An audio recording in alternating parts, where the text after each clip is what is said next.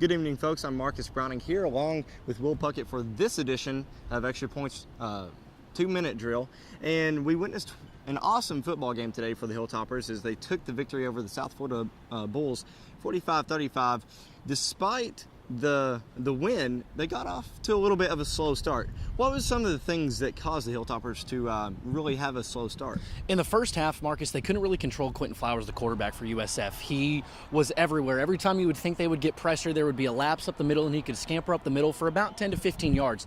And beyond that, we've seen it a common theme with WKU most of the season. Really, outside of the LSU game, they couldn't tackle. They couldn't tackle Marlon Mack, out of the backfield. And then Quentin Flowers was just one of the most elusive backs this WKU team has seen all season. But even so, one thing that we've seen this year is the offense get off to a hot start against the Southern Miss in the Conference USA Championship. They did the exact same thing. The offense just wasn't able to get going. What was one of the things that maybe caused where they could have gotten going, or what happened with Brandon Dowdy? Dowdy said it in the press conference. It's happened to him 2 weeks in a row.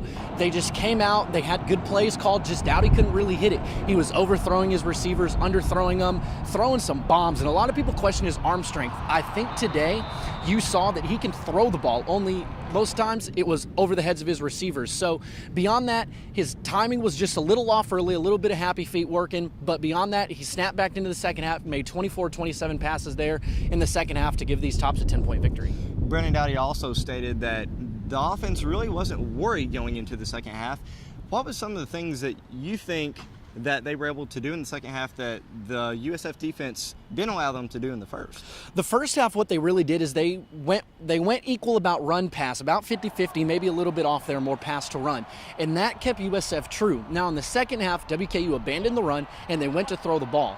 And they really kind of got that trickeration in there a little bit with trying to get Fan in on the action. The flea flicker for the touchdown really ignited this team, but he had some really good throws, especially to Nicholas Norris, who really hadn't been heard of that much this season. But Brom said Nick Norris really doesn't shed the limelight. He's cocky. He's got some swagger to him.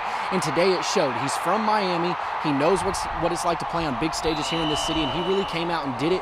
A lot of things we've seen this season is Dowdy would pick one receiver to throw to, and that would really keep the team going. Usually it was Taylor, sometimes Antwain Grant. But today, Nick Norris got it done, and a little bit of Fant too, and some Ace Wells help with some poor camera angles here really gave the Tops the upper hand in this 10-point victory.